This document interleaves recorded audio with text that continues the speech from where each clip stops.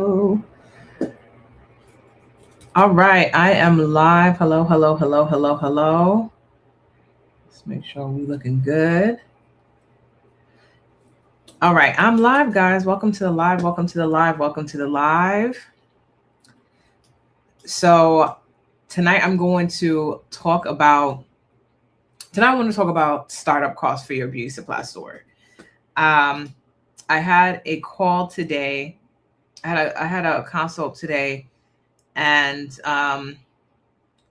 most of the time with people who have open stores in the past or people who are wanting to open stores, we really don't know how much money we need to actually open like a successful beauty supply store, like a profitable, successful beauty supply store. And when you take a look at most of the black owned beauty supply stores, a lot of the stores, when you're first getting started, a lot of them are under inventoried and just really started up on a shoestring budget. And your revenue and your profits is going to reflect how much you spent on your startup costs. So it's really, really important that I break down for you guys what realistic startup costs look like for a beauty supply store. So that when you guys go into creating your business plan and your financial projections, you're creating these numbers based on realistic data.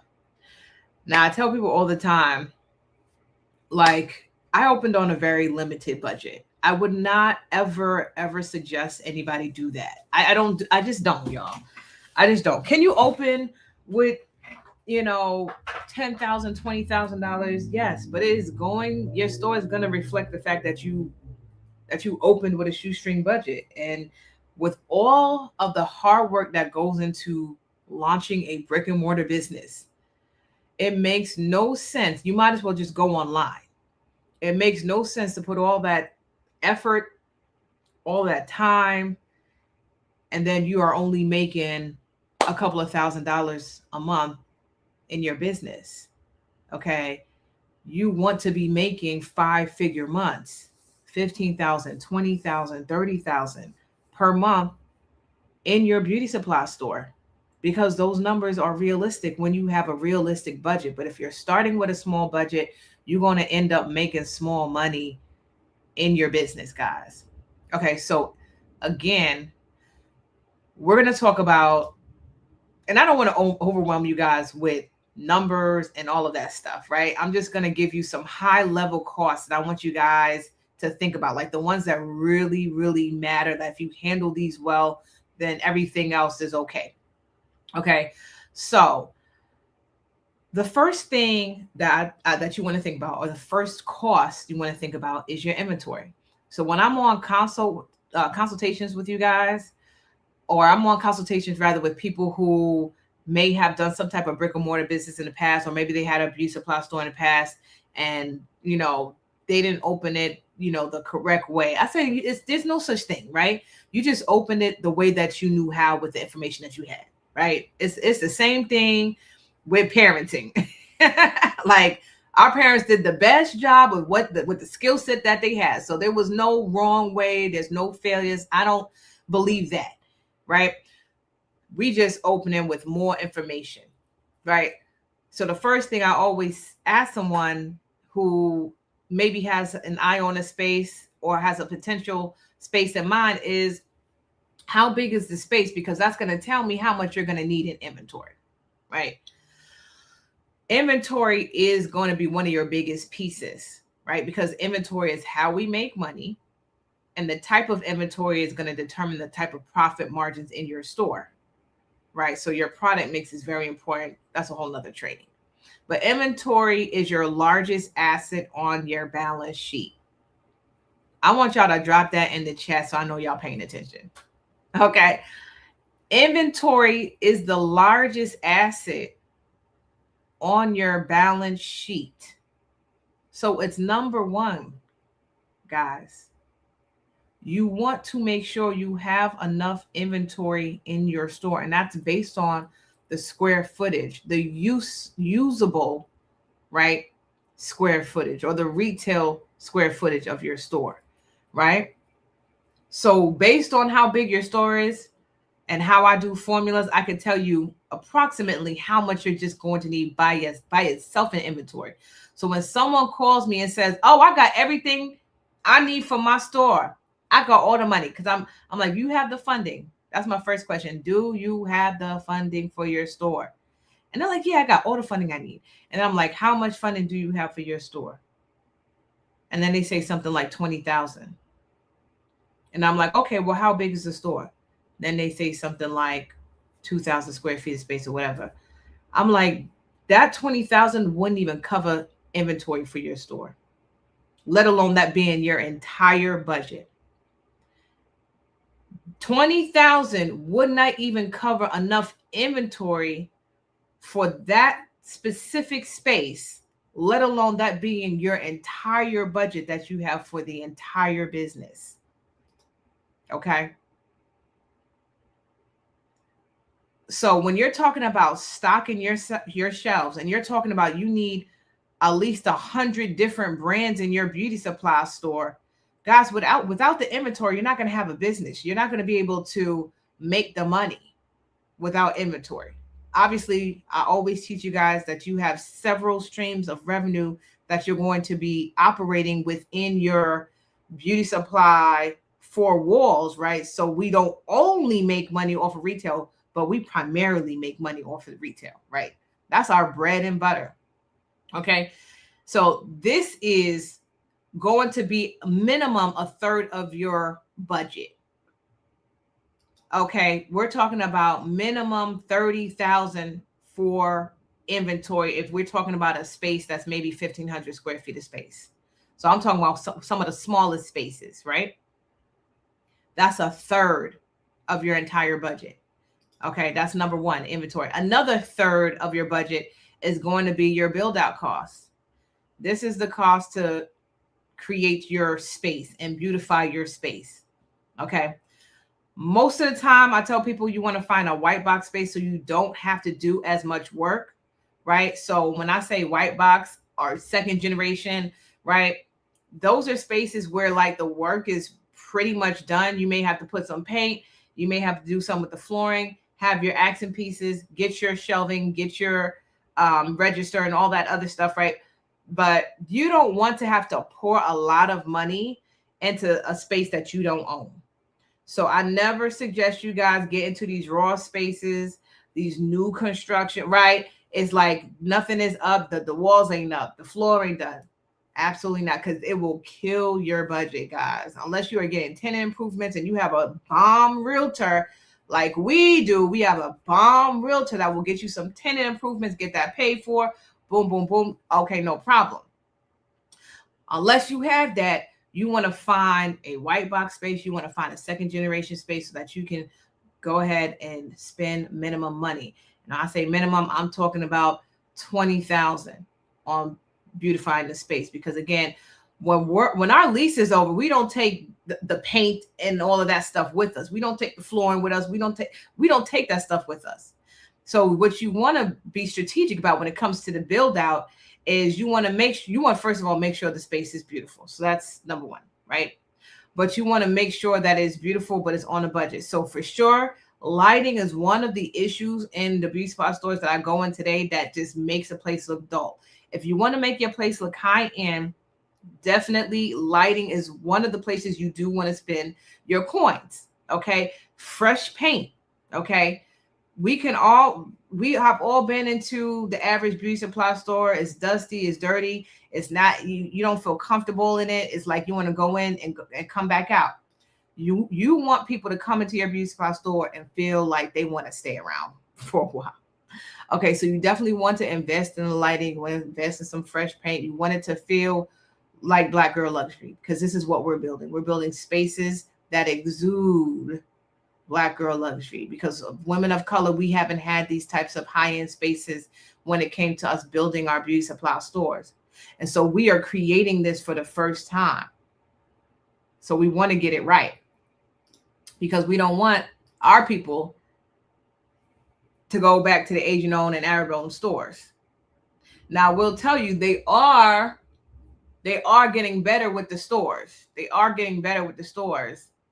And so we definitely want to make sure that when we're building out our spaces that we have experience. And when I say experience, I mean the experience for our customers, that we are focused on what kind of experience do I want to create for my customers when they're walking into the store. So when you're building out your store, you want to think about what kind of experience can they have when they are doing their wig purchases, right? So we want to build out a wig area where there's a station and they could sit down and there's a mirror and there's, different things added to make that experience bar none. Same thing with the rest of the store. The layout and this build out phase is a very important part of your branding. When people walk in, what do they see immediately? What do they hear? What do they smell? Right? This is all a part of this phase. And so you want to make sure that you are paying attention and investing in the things that make sense when we're talking about the build out. Okay. Third, so that's build out, right? So that's going to be a third of your budget. And now the last piece, the last chunk, I don't really say the most important, but very important. All of these are really, really important. This one is top. Okay. This is what I was missing. So that's why I'll say this one is top. You will need working capital for minimum 6 months. If it's a brand new store and you're a brand new business owner, I'm going to say that you need 12. You need double that. You need 12 months of working capital. What is working capital? This is literally a budget, like savings that you have set aside for your overhead expenses. What are overhead expenses? This is going to be the expenses that you're going to be paying every single month in your beauty supply store as a retail brick and mortar business. This is your rent. This is your utilities. This is your payroll. This is your cleaning expenses. This is your accountant. This is all the things that you are going to be paying, without a doubt, all the bills of your beauty supply retail business, right? This is what our overhead costs are on a monthly basis. These are fixed costs, which means they do not change. I have to pay the same amount of rent every single day for X amount of years, right? My utilities are pretty much the same, right? My payroll can fluctuate, but you are paying some type of payroll every single month because you have employees, right? So the reason why I say it's important to have working capital, which again is just savings, is because your first 6 months of business, people are learning about your store. Okay. Everyone is not going to automatically know that the store is open in your community. Okay. I'll tell you one quick story, guys. My business was open for, I think, 5 years when someone came into my store. I mean, and this happened like weekly. And it was like, I didn't know there was a beauty supply store in this neighborhood. I was like 5 years in business. It was like, I've been living in this neighborhood for 30 years and I didn't know this store was here. And I was like, that's insane. I pass out flyers every single month. I run ads. I'm going live. I'm doing all of the community events. And you ain't know my store was here? I'm the most poppin'est beauty supply store in all of New York City. And you ain't know my store was here? They didn't know. Okay. And so the first 6 months of business, guys, you are head down trying to get as many customers to come to your beauty supply store. Okay. So you are spending your money on marketing. You're spending your money on inventory, right? You're reinvesting your money back into your store, right? However, for the first 6 months, again, you are just trying to cover all of the bills. And what happens with most people that don't have this budget in place is that you run out of money. And now, because the store is still getting new people in and everyone's just knowing that your store is there, you don't have enough to cover your basic bills. And so now you start paying with your personal money and putting things on your personal credit card. You start asking your family members to work in the store instead of hiring people, right? So now you have to fire, the 2-3 sales girls that you had. Now you got your mom working in the store. You got your dad working in the store. And I say all that to say is because I have my mom and dad working there, right? So I know what it is. because you're spending your money on new inventory because now you're open. And catch this, you're open now. Now people are coming in and they're telling you all the things and all the brands that they love, that they want to see in their neighborhood beauty supply store that you currently don't have. And now you're spending all the extra money on the new inventory. You playing catch up for the first 2-3 years on new inventory because now the community is now telling you what they want. Up until then, obviously, you was just relying on your research to get all the inventory in your store. But now that your store is open and people have the ability to come in, right? And I tell my clients this all the time. That first 6 months, right? You're just going to have this long list, guys. You're going to have this long book of just requests after requests after requests, right? And this is why in my programs, I always teach a 2 launch strategy, because when you have your soft launch event, right, that's when you quietly open. And between your soft launch event and that grand opening event, guys, you are now going to be taking those requests and you are going to be building your list so that right before you have your big grand opening with all the bells and whistles, you deploy an additional budget for inventory. I teach all this stuff in my program. I can't teach it all on here, but you have 2 different budgets and you have 2 different events. So that when that grand opening hits, and again, that's like 3 to 6 months after the soft launch, now you're able to buy all that inventory, not even touching your working capital, right? We're not touching the working capital, but you're able to buy all of that inventory that the customers are asking you for. Not even touching the working capital.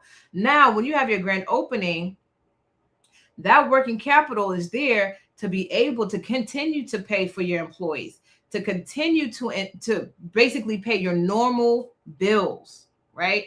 Your marketing, right?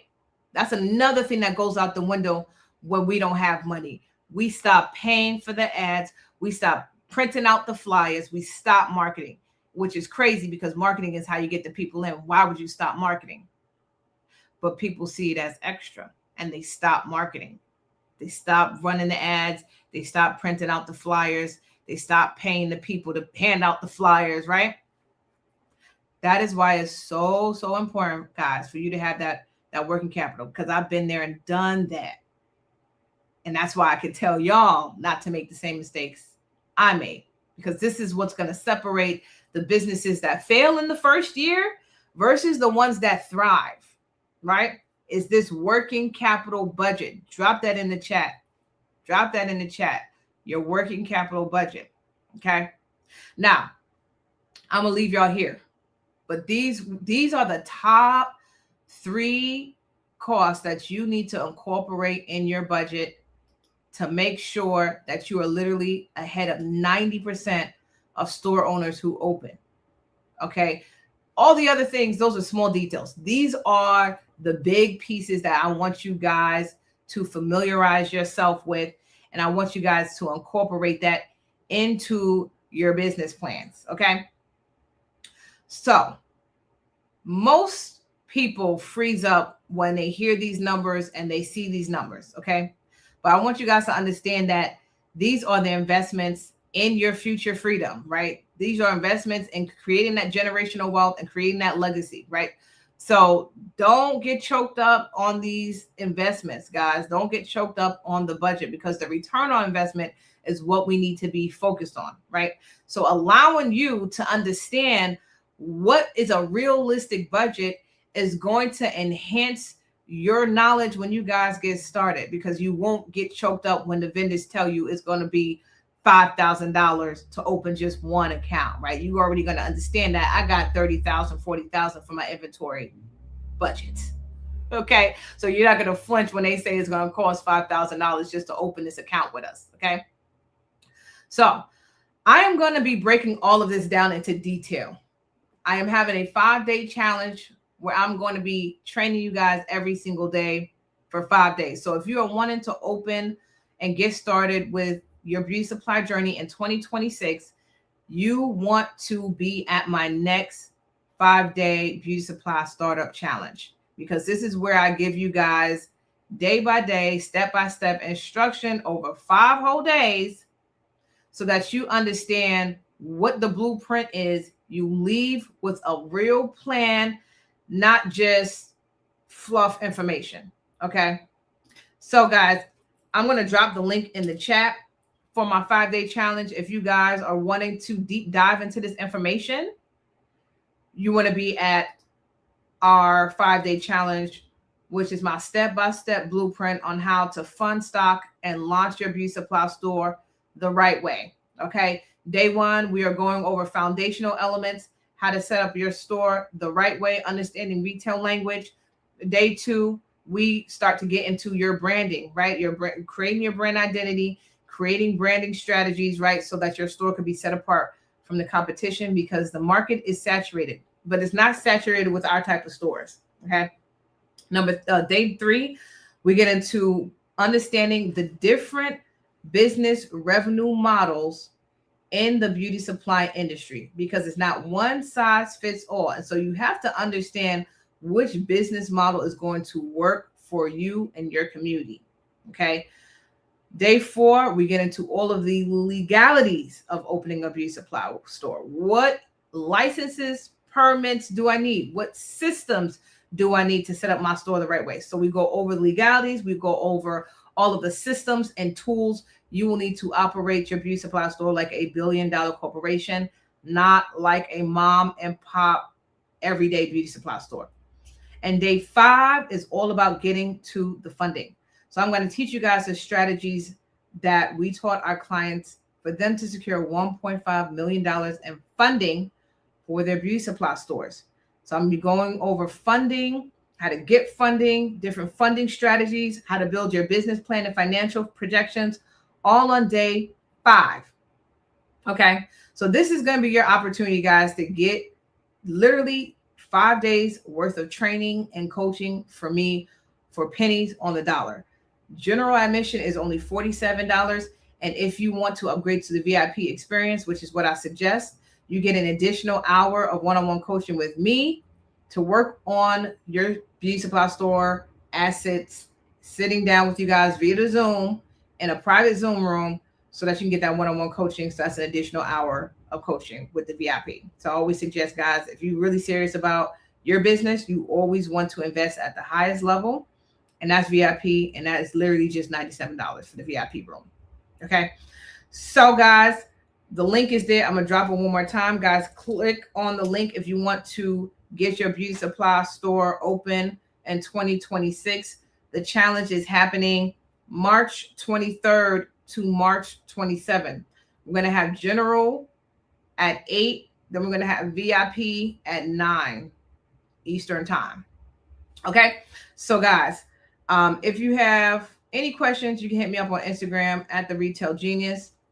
I am signing off. I hope you guys have a good night.